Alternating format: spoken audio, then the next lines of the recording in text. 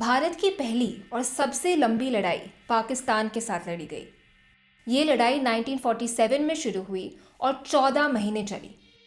इस लड़ाई के पीछे क्या कारण था? महाराज हरी सिंह की आज़ादी की जिद या पाकिस्तान का धर्म से ऑब्सेशन?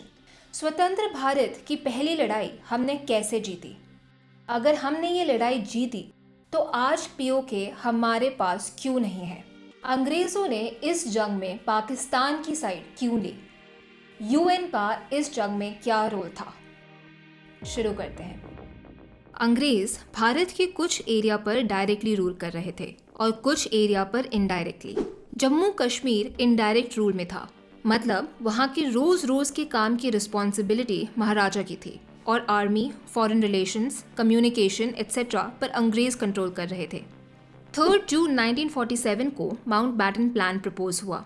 इसके अकॉर्डिंग अंग्रेज जिस एरिया पर डायरेक्टली रूल कर रहे थे उसको 2 देशों में बांटा जाएगा और इनडायरेक्ट रूल वाली जगह इन 2 देशों में से एक का हिस्सा बनेंगे। वो अलग देश नहीं बन सकते। पर महाराज हरी सिंह अपना स्वतंत्र देश का सपना देख चुके थे। उन्हें भारत की डेमोक्रेसी ज्वाइन करके अपना राजपाट नहीं खोना था, पर उनके पास प्रॉपर आर्मी नहीं थी। बिना प्रॉपर आर्मी के आज़ाद रहना इम्पॉसिबल था। अगर पाकिस्तान जम्मू कश्मीर पर अटैक नहीं करता तो चाइना कर देता, तिब्बत और अक्साई चीन की तरह। या तो यहाँ के लोगों की हालत पाकिस्तान की भूखी जनता की तरह होती या उइघुर मुस्लिम्स की तरह। भारत के पार्टीशन के साथ साथ भारत के डिफेंस फोर्सेस का भी पार्टीशन होना था। ये प्रोसेस 15 अगस्त के बाद भी चला। इसलिए स्वतंत्रता के बाद भी पाकिस्तान और भारत की आर्मी ब्रिटिश कमांडर्स के अंडर थी और इन 2 कमांडर्स के ऊपर था ब्रिटिश सुप्रीम कमांडर। मेजर कलकट पाकिस्तान में सर्व कर रहे थे। वो इंडिया शिफ्ट होने के डायरेक्शंस का वेट कर रहे थे। 20 अगस्त 1947 के दिन उन्होंने अपने सुपीरियर जो कि अंग्रेज थे उनके बिहाफ में लेटर रिसीव किया। ये लेटर पाकिस्तान के कमांडर जनरल मेसर्वी की तरफ से था। इसमें अक्टूबर में होने वाले ऑपरेशन गुलमर्ग का प्लान था। मेजर कलकट ने अपने सुपीरियर को इन्फॉर्म किया और उन्होंने मेजर को चुप रहने के लिए कहा। मतलब ब्रिटेन के टॉप ऑफिशियल्स को ऑपरेशन गुलमर्ग के बारे में पहले से पता था। अटैक को रोकने की जगह उन्होंने पाकिस्तान का सपोर्ट किया। पाकिस्तान आर्मी को मेजर पर शक हो गया और उन्हें हाउस अरेस्ट पर रखा गया। मेजर किसी तरह वहां से निकले और दिल्ली पहुंचे। वहाँ वो सीनियर ऑफिशियल से मिले और उन्हें इसके बारे में बताया, पर उनकी बात पर किसी ने ध्यान नहीं दिया। ऑपरेशन गुलमर्ग से पाकिस्तान का प्लान था श्रीनगर पर कब्जा, जम्मू पर कब्जा, लेह पर कब्जा। हर फ्रंट में लगभग 30,000 ट्राइबल्स थे और 100 Pakistani army personnel. Approximately 1 lakh Pakistanis attack करते। लड़ने के लिए ट्राइबल्स को लूट का लालच दिया गया और पाकिस्तान आर्मी को जिहाद का। कुछ लोगों का मानना है कि ऑपरेशन गुलमर्ग में पाकिस्तान आर्मी का इन्वॉल्वमेंट नहीं था। पर क्या आपने ऐसे ट्राइबल्स देखे हैं जो मशीन गन्स और एंटी टैंक माइंस इस्तेमाल करते हैं? पाकिस्तान आर्मी के पार्टिसिपेशन का सबूत उन्हीं के जनरल अकबर खान द्वारा लिखी किताब रेडर्स ऑफ कश्मीर में मिल जाता है। 22 अक्टूबर को पाकिस्तानी फोर्सेस श्रीनगर की तरफ बढ़ना शुरू करते हैं।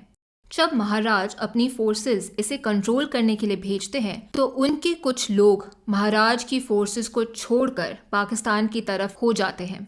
महाराज की फोर्सेस और कमज़ोर पड़ जाती है। 24 अक्टूबर को महाराज के स्टेट फोर्सेस के head brigadier Rajendra Singh troops लेकर मुजफ्फराबाद पहुंचते हैं, पर महाराज के 200 की ट्रूप्स 30,000 ट्राइबल्स का सामना नहीं कर पाती। अब महाराज को असली हालत समझ में आती है और 26 अक्टूबर के दिन वो इंस्ट्रूमेंट ऑफ एक्सेशन साइन करते हैं। इस तरह जम्मू कश्मीर भारत का हिस्सा बन जाता है।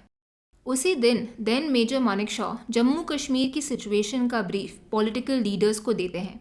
अनफॉर्चुनेटली नेहरू जम्मू कश्मीर में आर्मी भेजने का डिसीजन नहीं ले पा रहे थे। इसमें सरदार पटेल नेहरू से पूछते हैं अगर उन्हें कश्मीर चाहिए या नहीं। जब नेहरू हाँ करते हैं तो पटेल देन मेजर मानेकशॉ को कहते हैं you have got your orders. इस समय पाकिस्तानी फोर्सेस श्रीनगर से सिर्फ 2 दिन की दूरी पर थी, इसलिए आर्मी को एयरलिफ्ट किया गया। 27 अक्टूबर को एयर कॉमोडोर मेहर सिंह ने यहाँ लैंड किया और इंडियन आर्मी ट्रूप्स कश्मीर पहुंचनी शुरू हुई। पर उस समय हमारी एयरलिफ्ट कैपेबिलिटी बहुत कम थी। बड़ी संख्या में तो बाय रोड ही आया जा सकता था। श्रीनगर के आसपास हालत खराब होते जा रही थी। कश्मीरी वेश में 30,000 पाकिस्तानी कुछ 100 इंडियन आर्मी के ऊपर हावी हो रहे थे। पाकिस्तानी ऑफिसर्स ने ट्राइबल्स को कमांड दिए कि सिख का सर, हिंदू का जर और मुसलमान का घर ले लो। बारामुल्ला में हर इंसान का घर लूटा गया, महिलाओं का रेप हुआ, मर्डर हुआ और कई को पाकिस्तान किडनैप करके ले गए। गांव के गांव जला दिए गए। कश्मीर के लोकल्स ने पाकिस्तान की हिंसा के अगेंस्ट भारत की साइड ली। इन्हीं में से एक लोकल थे मकबूल शेरवानी। वो अपनी मोटरसाइकिल से गांव-गांव जाते और सबको एकजुट रहने के लिए कहते। वो पाकिस्तानियों को श्रीनगर पहुंचने के गलत रास्ते बता रहे थे। जब पाकिस्तानियों को पता लगा कि मकबूल शेरवानी उनका बेवकूफ़ बना रहे हैं, तो उनको बारामुल्ला में सूली पर चढ़ा दिया गया। तब भी उन्होंने हिंदू मुस्लिम सिख इतिहाद, आज़ाद हिंदुस्तान जिंदाबाद का नारा दिया। आज भी मकबूल शेरवानी को लायन ऑफ बारामुल्ला नाम से याद किया जाता है। 1 नवंबर को गिलगिट में भी हलचल होने लगी। गिलगिट की इम्पोर्टेंस समझने के लिए हमें उसकी हिस्ट्री देखनी पड़ेगी। 1935 में अंग्रेज़ों ने महाराज हरी सिंह से गिलगिट लीज पर लिया। वो इसलिए क्योंकि गिलगिट की एक साइड थी कम्युनिस्ट चाइना और दूसरी साइड थी कम्युनिस्ट सोवियत यूनियन। तजिकिस्तान उस टाइम सोवियत यूनियन का पार्ट था। कम्युनिज्म अंग्रेज़ों की कॉलोनी में ना बढ़े, इसलिए अंग्रेज़ गिलगिट पर कंट्रोल चाहते थे। वो यहाँ से इन दो कम्युनिस्ट पर नज़र रखते और ज़रूरत पड़ने पर ब्रिटिश इंडियन आर्मी से अपनी कॉलोनी डिफेंड करते। जब भारत को आज़ादी मिली तब अंग्रेज़ों ने गिलगिट महाराज हरी सिंह को वापस कर दिया। पर 1 नवंबर को British officer captain brown Gilgit को पाकिस्तान का हिस्सा डिक्लेयर कर देते हैं और पाकिस्तान आर्मी को गिलगिट बुलाते हैं। कैप्टन ब्राउन ने ऐसा क्यों किया? इसका जवाब हमें अंग्रेज़ों के छुपे हुए इरादों में मिलेगा। जब भारत और पाकिस्तान की लड़ाई शुरू हुई तो दोनों सेनाओं के सुप्रीम कमांडर ने ब्रिटिश ऑफिसर्स को स्टैंड डाउन के ऑर्डर्स दिए। मतलब अंग्रेज़ इस जंग का हिस्सा नहीं बनेंगे। पर सुप्रीम कमांडर के ये ऑर्डर्स ब्रिटिश मोनार्की के इंटरेस्ट के अगेंस्ट जा रहे थे। ब्रिटिश मोनार्की चाहती थी कि जम्मू कश्मीर पाकिस्तान का हिस्सा बने। ब्रिटिश रॉयल्स के इरादों को समझने के लिए आप ये वीडियो देख सकते हैं। ब्रिटिश रॉयल्स भारत को बांट के पाकिस्तान के थ्रू इंडियन सब कॉन्टिनेंट को कंट्रोल करते। उन्हें लगा जम्मू कश्मीर पाकिस्तान का हिस्सा बन जाएगा क्योंकि यहाँ मेजॉरिटी पॉपुलेशन मुस्लिम थी। पर महाराज हरी सिंह सेक्युलर इंडिया का हिस्सा बन जाते हैं। इसके बाद गिलगिट अंग्रेज़ों के हाथ से निकलता जा रहा था, इसलिए कैप्टन ब्राउन ने गिलगिट को पाकिस्तान का हिस्सा बना दिया। ऐसा करने से कैप्टन ब्राउन ने अपने सुप्रीम कमांडर के ऑर्डर्स को डिसोबे किया। अगले महीने सुप्रीम कमांडर ने रिजाइन कर दिया और ब्रिटिश मोनार्की ने कैप्टन ब्राउन को MBE अवार्ड किया। कुछ सालों बाद पाकिस्तान ने भी उन्हें अवार्ड दिया। जैसे जैसे जंग आगे बढ़ती है, अंग्रेज भारत को हराने के लिए पाकिस्तान की साइड लेते हैं। अंग्रेज भारत की इंफॉर्मेशन पाकिस्तान में बैठे अपने काउंटर पार्ट्स के साथ शेयर करते हैं। इसी वजह से भारत ने अंग्रेज़ों की मूवमेंट जम्मू कश्मीर में बंद कर दी। दोबारा श्रीनगर की तरफ चलते हैं। पाकिस्तान बारामुल्ला से श्रीनगर की तरफ बढ़ रहा था। वो मास मूवमेंट नहीं कर पा रहे थे क्योंकि श्रीनगर के नेशनल हाईवे इंडियन आर्मी के कंट्रोल में थी। इसलिए वो छोटे छोटे ग्रुप्स में कश्मीरी वेश में श्रीनगर की तरफ बढ़ रहे थे। सिचुएशन भारत के फेवर में नहीं थी। श्रीनगर में स्थित इंडियन फोर्सेस के कमांडर ब्रिगेडियर सेन ने एक गैम्बल खेला। उन्होंने अपनी फॉरवर्ड पोजीशन से विड्रॉ किया और श्रीनगर के आउटस्कर्ट्स में सिचुएटेड शाल्टिंग गांव के बाहर पोजीशन लेने का ऑर्डर दिया।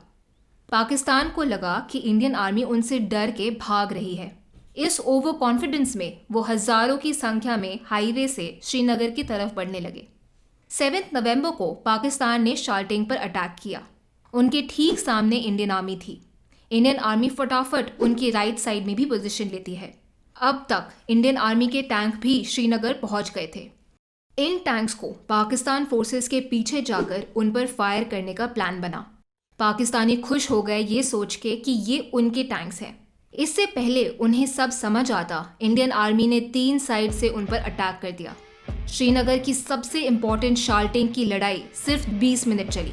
पाकिस्तान दुम दबाकर भागने लगा। एयरफोर्स ने ऊपर से अटैक किया।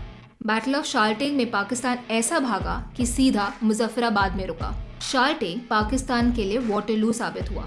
इसके बाद इंडियन आर्मी ऑफेंसिव रोल में आ गई। श्रीनगर फ्रंट को भारत ने धकेल दिया था। इससे पहले वो मुजफ्फराबाद पर अटैक करते जम्मू फ्रंट भारत में तेजी से घुस रहा था। इंडियन आर्मी का अटेंशन जम्मू फ्रंट पर आ गया। जम्मू और गिलगिट फ्रंट में इंडियन आर्मी के हाथ ब्रेक थ्रू नहीं लग रही थी, इसलिए भारत एक नए ऑपरेशंस कमांडर लाया। देन लेफ्टिनेंट जनरल करियप्पा आगे के ऑपरेशंस देखते हैं। पाकिस्तान को लगा नहीं था कि लड़ाई इतनी लंबी चल जाएगी। उन्हें लगा कि कुछ ही दिनों में वो राजा से जम्मू कश्मीर हथिया लेंगे। लड़ाई लंबी चलने के कारण उनके पास लड़ाई फंड करने के पैसे नहीं बचे। उस टाइम आरबीआई भारत और पाकिस्तान दोनों के लिए बैंक का काम कर रहा था। पार्टीशन के टाइम आरबीआई के एसेट्स का भी डिवीजन होना था। रिजर्व्स में से 75 करोड़ पाकिस्तान को मिलना था। इनमें से 20 करोड़ पाकिस्तान को 15 अगस्त 1947 को मिल गए थे। बचे 55 करोड़ उन्हें आगे मिलने थे। पर जब इंडिया पाकिस्तान वॉर शुरू हुई तो इन 55 करोड़ को कश्मीर इशू रिजॉल्व होने तक रोक लिया गया। पाकिस्तान बार बार पैसे मांग रहा था। फिर जिन्ना ने माउंटबैटन से पैसे रिलीज करवाने की बात की। माउंटबैटन ने कहानी बनाई कि अगर हमने पाकिस्तान के पैसे नहीं दिए तो समय आने पर कोई भारत को पैसे नहीं देगा। ये बात ना तब लॉजिकल थी ना आज है। इंटरनेशनल कम्युनिटी अग्रेसर देश की फंडिंग रोकता है। Example, financial action task force Pakistan की फंडिंग रोकता रहता है क्योंकि पाकिस्तान इस फंडिंग से भारत में टेररिज्म स्पॉन्सर करता है। पर माउंटबैटन गांधी जी को पैसे रिलीज करने के लिए मना लेते हैं।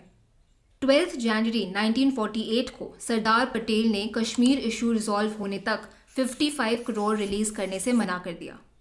12 जनवरी की शाम को गांधी जी ने बताया कि वो अगले दिन से अपना फास्ट टू डेथ शुरू करेंगे। 13 जनवरी को फास्ट शुरू हुआ। 14 और 15 जनवरी को गवर्नमेंट ने इमरजेंसी मीटिंग बुलाई। 15 जनवरी की शाम को गवर्नमेंट की स्टेटमेंट थी कि सरकार 55 करोड़ गांधी जी के पीस एफर्ट्स को डेडिकेट करते हुए पाकिस्तान को रिलीज कर देंगे। गांधी जी ने फास्ट की डिमांड्स 17 जनवरी की सुबह पब्लिक की। उनकी 7 डिमांड्स थी। महरौली के ख्वाजा बख्तियार श्राइन में पीसफुली मेला लगाया जाए। जिन मस्जिद में हिंदू रेफ्यूजीज को रखा गया है उनको खाली किया जाए ताकि मस्जिद में फिर से नमाज पढ़ी जा सके। मुस्लिम्स दिल्ली में फ्रीली घूमें, वो पाकिस्तान से दिल्ली शिफ्ट हो पाए, वो ट्रेन में बिना डरे ट्रैवल करें, उनका इकोनॉमिक बॉयकॉट ना हो, हिंदू रेफ्यूजी को मुस्लिम एरिया में अकोमोडेशन देने से पहले उस एरिया के मुस्लिम से परमिशन ली जाए। अपनी डिमांड्स बताने के अगले दिन 18 जनवरी को उन्होंने फास्ट तोड़ दिया। कहते हैं गांधी जी की डिमांड्स में पाकिस्तान को पैसे रिलीज करना नहीं था, इसलिए गांधी जी की वजह से सरकार ने पैसे रिलीज नहीं किए। आपको क्या लगता है?